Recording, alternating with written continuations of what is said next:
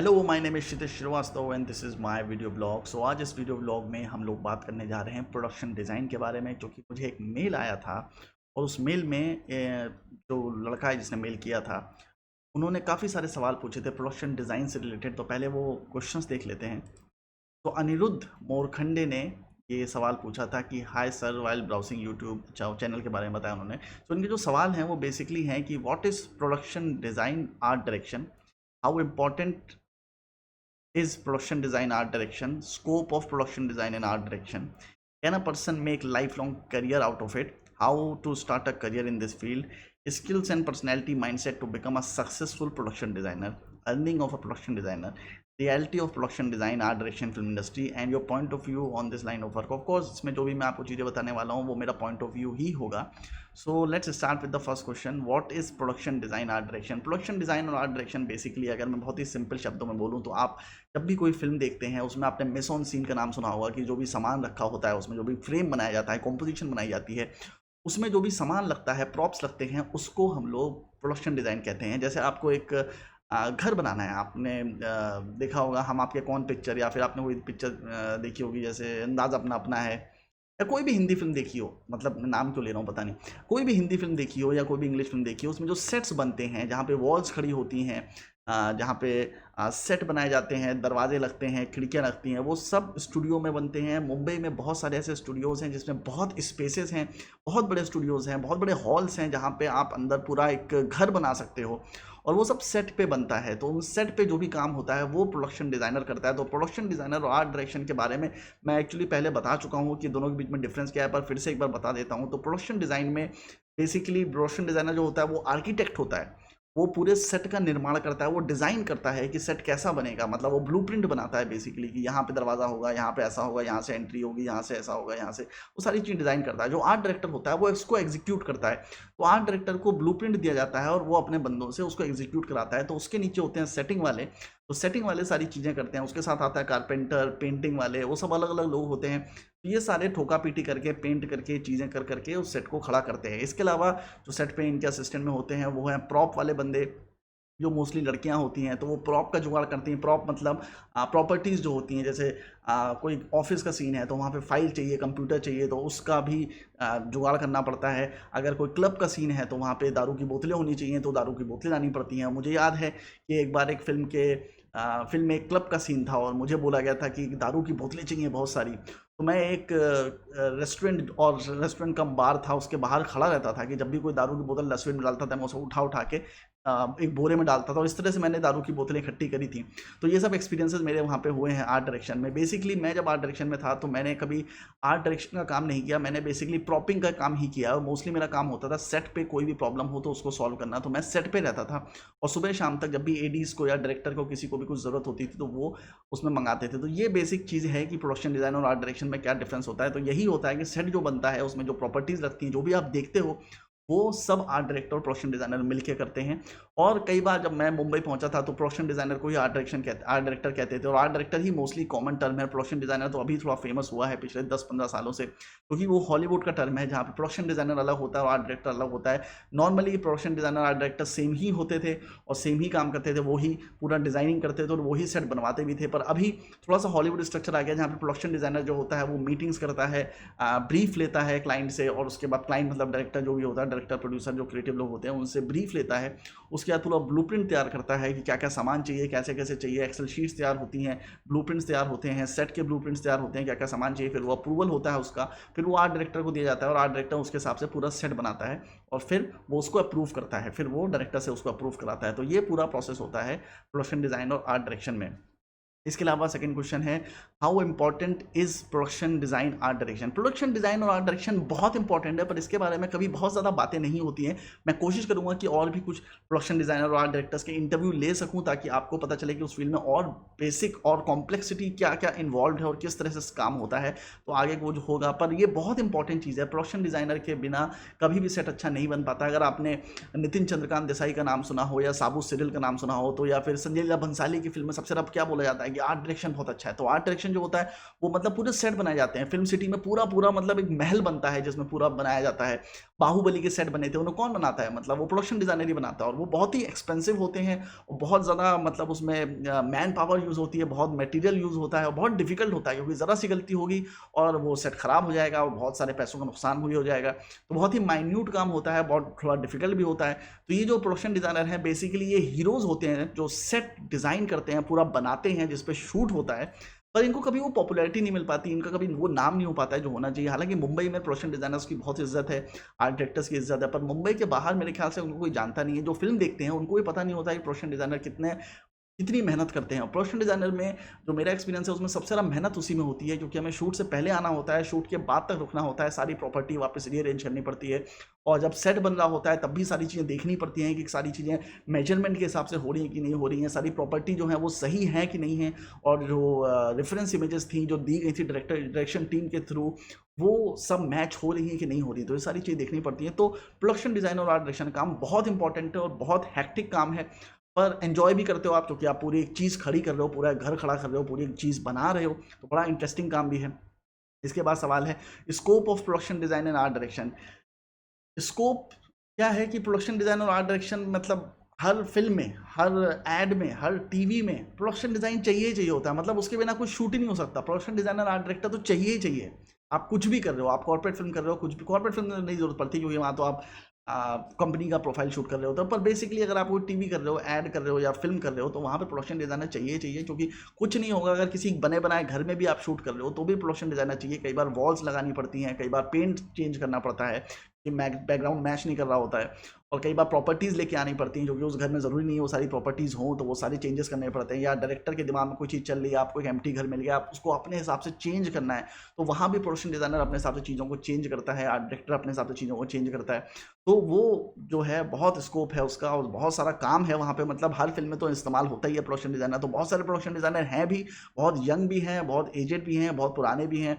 कई लोग तो जैसे पहले तो 10-10, 15-15 साल लगता था आदमी को असिस्टेंट से प्रोडक्शन डिज़ाइनर बनने में। आज तो मैं देखता हूँ मुंबई में कि एक एक साल में 6-6 महीने काम करने के बाद लोग खुद का बिजनेस चालू कर देते हैं, खुद का प्रोडक्शन डिज़ाइन चालू कर देते हैं। उनको कुछ पता नहीं होता है बेसिकली। तो ऐसे जवान लड़के लड़कियां हैं जिनको थोड़ा सा आइडिया हो जाता है कि पिच मीटिंग कैसे करनी है, क्लाइंट से मीटिंग कैसे करनी है, तो वो अपना बिजनेस शुरू कर देते हैं प्रोडक्शन डिज़ाइन का। उसमें क्योंकि उनको सिर्फ ब्लूप्रिंट तैयार करना होता है तो वो ब्लूप्रिंट तैयार कर लेते हैं। अगर आपका ग्राफिक डिज़ाइन थोड़ा सा भी अच्छा है तो आप ब्लूप्रिंट तैयार कर लोगे, आर्ट डायरेक्टर को दे दोगे, सारा काम आर्ट डायरेक्टर सेटिंग वाले करते हैं। तो बेसिकली ऊपर वालों का काम सिर्फ पिच मीटिंग का होता है और नीचे वाले लोग हैं वो सबसे ज़्यादा मेहनत करते हैं, जिनको सबसे ज़्यादा पेमेंट मिलती है। तो इस तरह से हायरार्की लेवल मेंटेन होता है। But again it's a very lucrative business, there is lot of scope in production design and art direction. Can a person make lifelong career out of it? Of course you can make a lifelong career out of it. मैं कितने लोगों को जानता हूँ जो 20-20, 30-30 साल से art direction कर रहे हैं और उन्होंने अपना करियर बनाया हुआ है, और वहाँ पे ऐसे बहुत लोग हैं। अगर आप IMDb चेक करोगे तो आप बहुत सारे प्रोडक्शन डिजाइनर के बारे में जानोगे जो 15-15, 20-20 साल से काम कर रहे हैं, जिन्होंने मतलब 100-100 पिक्चरें करी होंगी, 100 तो नहीं पर 30-40 पिक्चर तो करी होंगी। उसके अलावा एड्स करते हैं, क्योंकि एड्स में बहुत पैसा होता है। मेरे कुछ फ्रेंड्स हैं जो एड्स कर करके पैसा कमाते हैं, और एक ऐड में आपको करीब 2-3 लाख रुपए बच जाता है, 5-6 लाख रुपए ही बच जाता है कभी कभार, बड़ा ऐड है तो बहुत पैसा है इसमें। मतलब how to start a career in this field? इस फील्ड में करियर स्टार्ट करना बहुत आसान है, क्योंकि आर्ट डायरेक्टर कोई बनना नहीं चाहता है और प्रोडक्शन डिज़ाइन में कोई ज़्यादा घुसना नहीं चाहता है, क्योंकि थोड़ा सा वैसा काम है कि जो थैंकलेस जॉब होता है ना, वैसा टाइप का मुंबई में जॉब है ये, जिसमें बहुत ज़्यादा इज्जत नहीं मिलती है। सेट पे भी आप हो तो बहुत ज़्यादा आपको इज्जत नहीं मिलेगी, तो लोग इसमें बहुत टाइम के लिए रहना नहीं चाहते। इवन मैं भी जब था तो मैं उससे बाहर निकलना चाहता था किसी तरह, और मेरा वो एंट्री पॉइंट था बेसिकली। तो इसमें एंट्री करना बहुत आसान है। इवन आपको कुछ भी नहीं आता है तो भी आपको एंट्री मिल जाएगी, क्योंकि आर्ट डायरेक्टर्स और production designer are always looking for interns. वो हमेशा ढूंढते रहते हैं, क्योंकि उनके जो इंटर्न्स होते हैं जिनको वो सिखाते हैं, 6 महीना सिखाते हैं, 1 साल सिखाते हैं, वो तुरंत निकल के डायरेक्शन टीम में या तो चले जाते हैं या प्रोडक्शन में चले जाते हैं, किसी और चीज़ में चले जाते हैं, क्योंकि वहाँ पे काम कम है, पैसा ज़्यादा है। पर आर्ट डायरेक्शन में जो लग जाता है लंबे समय के लिए, वो ज़्यादा पैसे कमाता है, वो अलग बात है। पर इंटरेस्ट नहीं होता है सबका उसमें, क्योंकि वो काम जो है बहुत ही मैकेनिकल काम है, उसमें आपका बहुत ज़्यादा क्रिएटिविटी इन्वॉल्व नहीं होता है जब तक आप बहुत बड़े लेवल पे नहीं पहुंच जाते हैं। तो बेसिकली आपको रेफरेंस इमेजेस आती हैं जिसको आप देखते हो, उसके हिसाब से सारी चीज़ें बना देते हो। सारी शॉप सेट होती हैं जहाँ पे प्रॉप्स मिलता है, जहाँ पे आपका फर्नीचर मिलता है, वो सारी चीज़ें आपकी सेट होती हैं, आपको पता है कहाँ से क्या सामान लेके आना है, आप लाते हो, सेट बना देते हो। It's a very mechanical job, but interesting in the terms कि आप इसमें ये देखते हो कि मिसॉन सीन कैसे हो सकता है या कैसे शूट होता है। तो करियर बनाना इसमें बहुत ईजी है। अगर आपको ग्राफिक डिज़ाइन का थोड़ा सा आइडिया है, आपने ग्राफिक डिज़ाइन का कोई कोर्स किया है, तो आपके लिए एंट्री बहुत ज़्यादा ईजी हो जाती है। आपने इंटीरियर डेकोरेशन का कोर्स किया है तो भी आपके लिए एंट्री बहुत ईजी हो जाती है, क्योंकि सामने वाले को पता है कि आपने उसी चीज़ में कोर्स किया है, तो वो आपको तुरंत हायर कर लेगा। पर अगर आपको वो सब नहीं भी आता है और आप सिर्फ डायरेक्शन में भी इंटरेस्टेड हो, तो भी आर्ट डायरेक्शन में काम मिल जाता है, क्योंकि उनको पता है इसको मैं सेट पे रखूंगा, आर्ट डायरेक्टर को पता है, प्रोडक्शन डिजाइनर को पता है कि इसको सेट पे भी रखूंगा तो सेट संभाल लेगा। सबसे इंपॉर्टेंट चीज़ ये है कि आप सेट संभाल लोगे या प्रॉपिंग कर लोगे, क्योंकि प्रॉपिंग में कुछ आइडिया नहीं होता ना, इट्स सब्जेक्टिव थिंग। कौन सा पर्दा लगाना है, कौन सी चीज़ करनी है, तो वो आ, किसी का भी सही हो सकता है, किसी का भी गलत हो सकता है। कौन सा लैपटॉप रखना है, कौन सी फाइलें रखनी है, कौन सा पीछे डेकोरेशन बनाना है, वो सारी चीज़ें सब्जेक्टिव होती हैं। आप अपने आइडिया से वो सारी चीज़ें कर सकते हो। पर मोस्टली जो प्रॉपिंग जो सेट पे होता है वो मोस्टली लड़कियों का रखा जाता है, क्योंकि लड़कियों का ये डेकोरेशन का सेंस ज़्यादा अच्छा होता है, और वो पर्दे वर्दे कौन से कलर लगेगा, कौन सी चीज़ें लगेंगी, कौन सा सामान कैसे लगाया जाएगा, वो उनको ज़्यादा अच्छे समझ में आता है। लड़कों को ये थोड़ा दिमाग में चलता नहीं, तो लड़कों को थोड़ा भागा दौड़ी का काम दिया जाता है। तो मैं मोस्टली और भी काम करता था, तो उसमें मेरा शॉपिंग का काम भी रहता था। सेट पे तो मैं रहता था, तो मेरे साथ सेट पे जो थी वो सब लड़कियाँ रहती थी, और मैं अकेला लड़का रहता था जो उनके साथ काम करता था। बाकी मेरा जो काम होता था अगर सेट पे नहीं है, तो वो मेरा शॉपिंग का काम होता था, कि मुझे पैसे दिए जाते थे कि ये सारी लिस्ट है, ये सारा सामान तुम्हें खरीद के लेके आना है 2 दिन के अंदर या 1 दिन के अंदर, जो भी टाइम लिमिट दी जाती थी उसमें सामान खरीद के लेके आना होता था।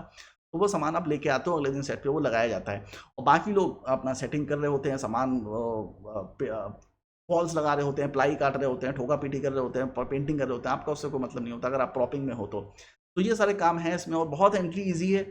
बहुत आराम से आप किसी भी आर्ट डायरेक्टर को अप्रोच करोगे, उसके पीछे पड़ जाओगे, तो वो आपको सेट पे बुला ही लेगा। वो इंटर्न आपको 2-3 महीना देखेगा, अगर आप सही से काम करते हो तो आपको पेमेंट ही मिलने लगेगी, और बहुत अच्छी पेमेंट मिलती है आर्ट डायरेक्शन में।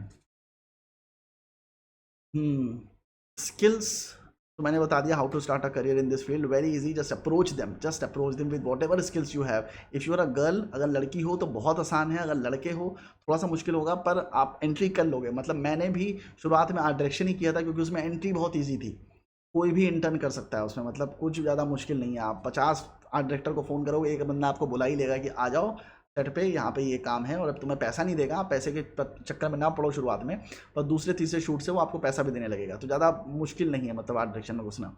Skills and personality mindset to become a successful production designer, ऐसा कुछ नहीं है। मेरा एक फ्रेंड है जो प्रोडक्शन डिज़ाइन करता था, सॉरी प्रोडक्शन करता था, और बाद में उसके पास कुछ काम नहीं था, तो मैंने उसको एक जगह रिकमेंड किया। और जब मैं आर्ट में काम कर चुका था, बंद कर चुका था, डायरेक्शन में आ चुका था, तो मैंने उसको 3-4 प्रोडक्शन डिज़ाइनर के नंबर दिए कि जाके तुम इनसे बात करो। और वो प्रोडक्शन में करता था, उसको कुछ आर्ट का आइडिया नहीं था, और वो घुस गया, और करते करते उसको पता चला कि उसको बड़ा इंटरेस्ट आने लगा, और उसमें वो सक्सेसफुल हो गया। तो ऐसा कुछ नहीं कि स्किल्स, पर्सनैलिटी, माइंडसेट चाहिए सक्सेसफुल प्रोडक्शन डिज़ाइनर बनने के लिए, कोई भी बन सकता है। आपको सिर्फ थोड़ा-सा एंथुसियास्टिक होना ज़रूरी है, जो कि हर फील्ड में ज़रूरी है। मतलब आप सिनेमा में जाओ, कहीं पे भी जाओ, आपको ज़रूरी है कि आप एंथुसियास्टिक रहो, और आप कभी भी ना मत बोलो। आप मतलब सिचुएशन पे कभी ये मत बोलो कि नहीं मैं ये नहीं कर सकता, या ये मैं कर सकता हूँ। आपको हमेशा ये बोलना है कि मैं, आप हमेशा हर चीज़ के लिए तैयार रहो। अगर आप हर चीज़ के लिए तैयार हो, तो आप किसी भी फील्ड में सक्सेसफुल हो जाओगे। तो जो माइंडसेट है वो बस इतना होना चाहिए कि if someone says to you कि ये सामान लेके आओ, तो आप ये मत बोलो कि ये सामान नहीं मिलेगा, या मेरे को नहीं पता कहाँ मिलेगा। You just go out and figure it out. अभी तो जस्ट डायल है, और बहुत सारी ऐसी चीज़ें, इंटरनेट है, जिसकी वजह से आपको चीज़ें पता चल जाएंगी कि मुंबई में कौन सी चीज़ कहाँ मिलती है। पहले नहीं था ऐसा, तो पूछ पूछ के जाना पड़ता था। But if you are just positive guy, if you just say yes to everything, then production design is for you. क्योंकि इस प्रोडक्शन डिज़ाइन में एक रूल है कि आप कभी ना नहीं बोलते हैं। अगर आपके बॉस ने आपको बोला है कि ये सामान लेके आना है, तो वो लेके आना है।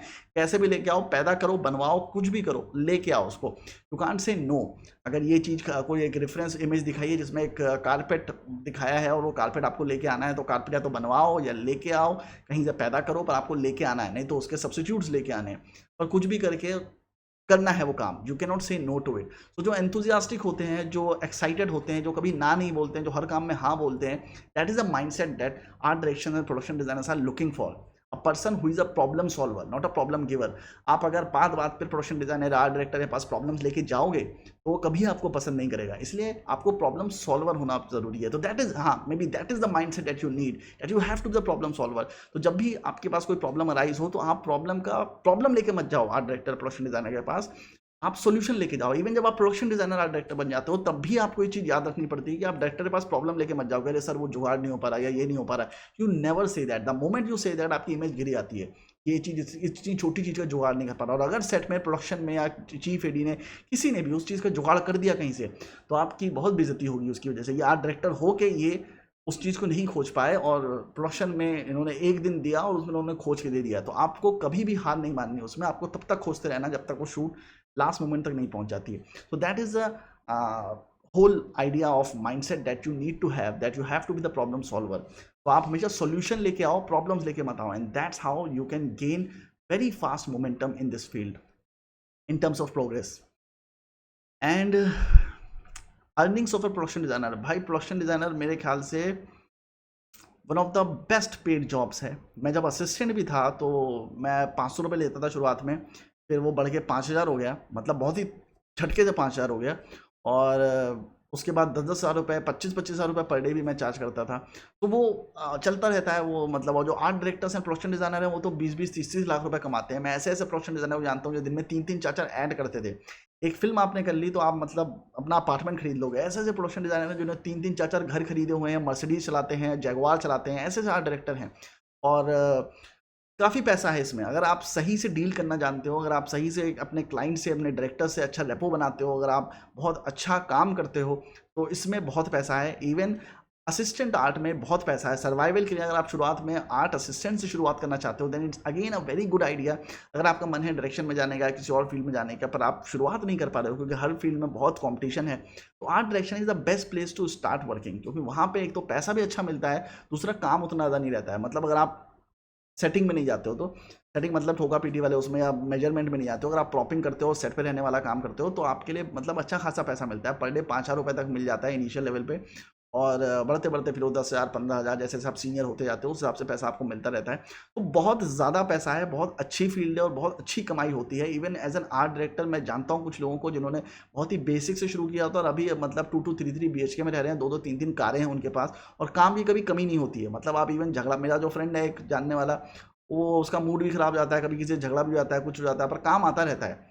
क्योंकि अगर आपने अपना वो क्या कहते हैं कोटेशन जो लो कर दी ना, तो काम आपको मिलता रहेगा। कई जो बड़े आर्ट डायरेक्टर्स हैं उनके पास जब पहले काम जाता है, वो बड़ा कोट कर देते हैं, जैसे 10 लाख रुपए कोट कर दिया, और किसी दूसरे नए लड़के ने उसी चीज़ का 5 लाख रुपए कोट कर दिया या 6 लाख रुपए कोट कर दिया, तो वो उससे करा लेंगे। तो आजकल वैसे भी डिजिटल फिल्म की वजह से, डिजिटल मार्केट की वजह से बजट्स वैसे भी बहुत कम हो रहे हैं, तो उसकी वजह से अभी नए आर्ट डायरेक्टर के लिए बहुत अच्छा है। अगर आप आर्ट डायरेक्शन में जाना चाहते हो, आप 1-2 साल भी किसी को असिस्ट करोगे, उसके बाद अपना काम करना शुरू कर सकते हो। तो this is very good time for any art director, production designer to start, and you can become very successful in art direction in very less time if you just work according to the things that I have told you. अगर आपने graphic design का 3 महीने का course कर लिया, या interior decoration का कोई छोटा सा डिप्लोमा भी कर लिया, तो भी आपको बहुत हेल्प मिलेगी, मतलब तुरंत जाते ही काम मिल जाएगा। अगर आप ऐसे जाओगे तो मिलेगा, पर मैं आपको सजेस्ट करूंगा कि आप ग्राफिक डिजाइनर का या इंटीरियर डेकोरेटर का कोर्स करके जाइए, बहुत ईजिली काम मिलेगा और अच्छा खासा पैसा मिलेगा, और सेलिब्रिटीज से मिलने का मौका मिलेगा। सबसे अच्छी चीज़ ये है कि आपको बड़े बड़े डायरेक्टर्स, बड़े बड़े सेलिब्रिटी से मिलने का मौका मिलेगा। अगर आप एड फिल्म करते हो तो बहुत अच्छा है, बहुत ईजी एक्सेस है सेट के लिए अगर आप आर्ट डायरेक्शन में जाते हो तो। Reality of production design, art direction, film industry and your point of view of this line of work.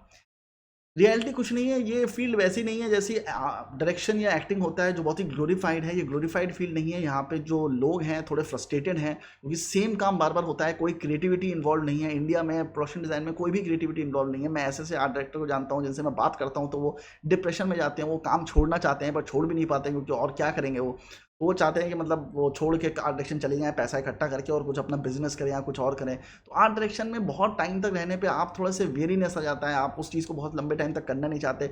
उसका एक और सबसे बड़ा रीज़न है, वो ये है कि बहुत ही थैंकलेस जॉब है। इवन सेट पे भी जब फिल्म रैप अप होती है तो प्रोडक्शन डिजाइनर को कभी ज़्यादा थैंक्स नहीं मिलता है। इवन आप 24 घंटे लगे रहोगे, आपकी पीठ दर्द हो जाएगी, आपकी तबीयत खराब हो जाएगी, आपके पैर टूट जाएंगे। मेरे तो पैर में एक बार फ्रैक्चर हो गया था, मैं फिर भी काम कर रहा था सेट पे। दिन में फ्रैक्चर हुआ था, रात तक काम करता रहा, रात में डॉक्टर को दिखाया तो उसने कहा फ्रैक्चर हो गया, तुम काम कैसे कर रहे थे? और काम करना था बिकॉज कोई केयर नहीं करता है। मतलब जैसे डीओपी की टीम को कुछ हो जाएगा या डायरेक्शन की टीम को कुछ हो जाएगा तो शूट कभी कभी रुक भी जाती है। एक्टर को हो गया तो शूट रुक ही जाएगी, पर प्रोडक्शन डिजाइनर की कोई इज्जत नहीं होती है। असिस्टेंट प्रोडक्शन डिजाइनर की तो और भी कोई इज्जत नहीं होती है।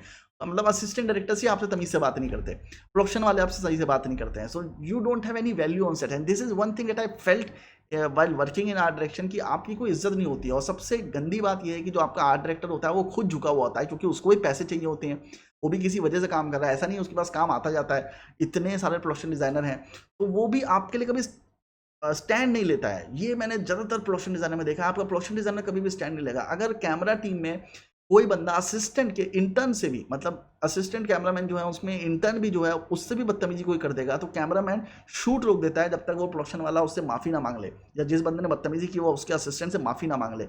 मतलब कैमरामैन का इतना रसूख होता है शूट के ऊपर। डायरेक्शन टीम में भी ये होता है कि डायरेक्शन टीम में भी एकता होती है, अगर डायरेक्टर के असिस्टेंट को किसी ने कुछ बोल दिया तो शूट रुक जाता है।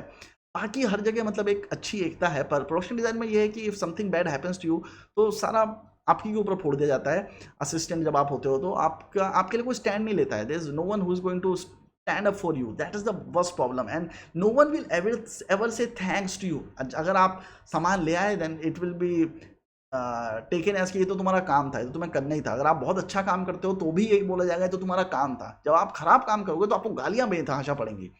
ये थोड़ा प्रॉब्लम है जो मैंने प्रोडक्शन डिज़ाइन का देखा है कि प्रोडक्शन डिज़ाइनर्स में एकता नहीं होती है। मतलब आपका बॉस भी आपके लिए स्टेप नहीं लेता है, वो कभी आपसे लड़ेगा नहीं, और अगर वो लड़ेगा भी तो प्रोडक्शन डिज़ाइन एक ऐसी चीज़ है जिसको मुंबई में बहुत ज़्यादा इज्जत नहीं दी जाती। मतलब प्रोडक्शन वाले डायरेक्टर बहुत इज्जत नहीं देते हैं। अगर प्रोडक्शन डिज़ाइनर थोड़ा सा गुस्सा दिखा दिया या कुछ और कर दिया तो तुरंत रिप्लेस कर देते हैं उसको।